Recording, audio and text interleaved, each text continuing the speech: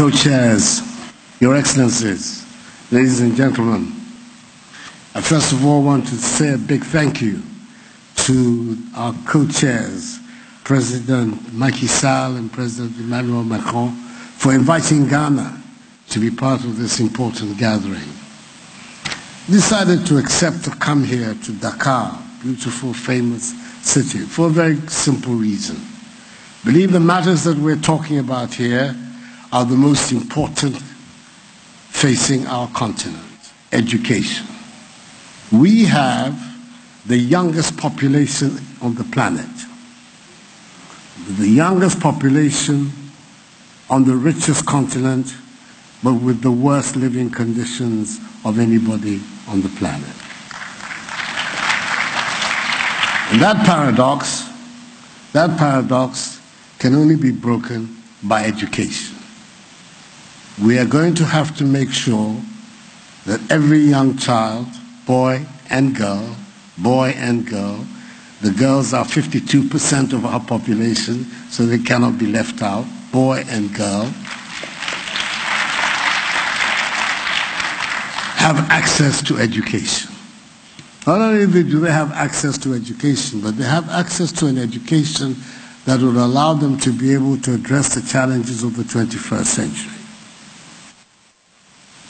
So, two-pronged objective immediately: access to education and the quality of education that would allow them to survive in this 21st century. We've said in Ghana that we're determined to open the opportunities for everybody. So, in the last 5 years, before my government came, every year, over 100,000 young Ghanaian students were unable to transition from junior high school to senior high school, largely because of money. Many of them fully qualified, but their parents were unable to support the higher education. We felt that at this stage in the history of our country, the Ghanaian state should take on that burden. So as from September past, senior high school education in the public system in Ghana has been made free.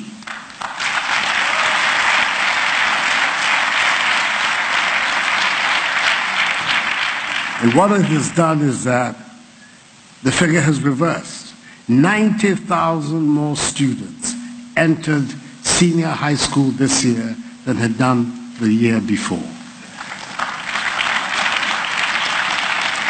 It's the first step in ensuring that the educational structure in our country, from kindergarten through primary through secondary, and ultimately through university, are open for everybody.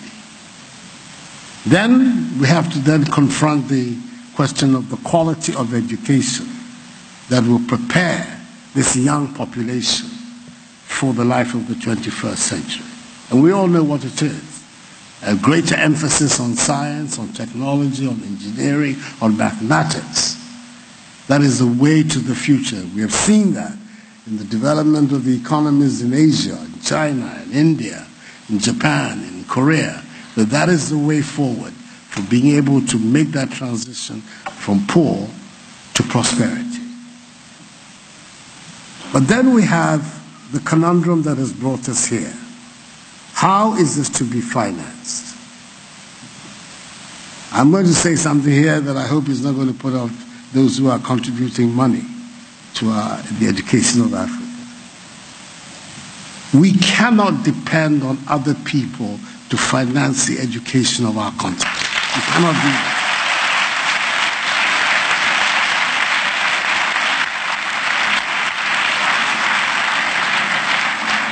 I'm saying that not to turn my back or turn my nose or to be ungrateful to all these very important and noble people who have committed themselves to helping. No.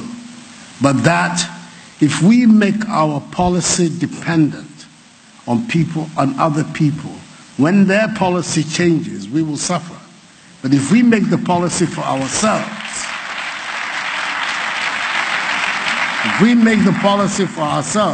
then it means that at all times we will be in control of our own destiny. And the monies, are they available in the continent? Yes, they are. They are in abundance. We eliminate corruption. We take corruption out of our public life. We organize ourselves to have more intelligent arrangements for those who want to exploit our resources, that we have more balanced contracts between us and them. We prevent the flight of capital out of the continent. Thabo Mbeki's commission that looked at the illicit outflows of financial capital out of Africa has estimated that in the last 10 years, every year, 50 billion United States dollars go out of Africa through illicit means.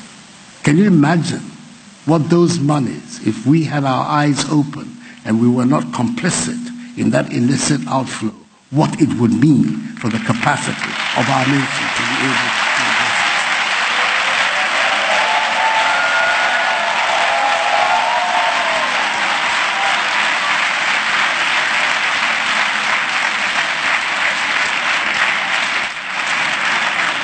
So that is our challenge. That is our challenge.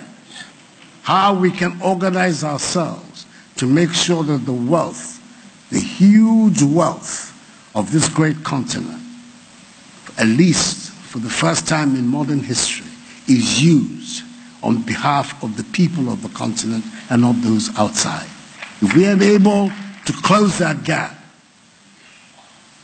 we would come here to Dakar and talk about education, but we won't be talking about the funding of education by others. We'll be talking about the quality of education, about the changes we need to make to our curricula, the emphasis we have to place on our history, on our movement, on our sociology.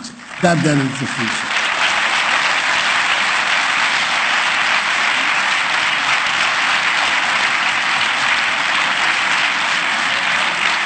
So that I am not misunderstood. All those who have been making the pledges, please, it's over. But I think it is extremely important for us to get our whole mindset right. We have within us our capacity to develop and promote the interests of our continent ourselves. Let's do it. Thank you.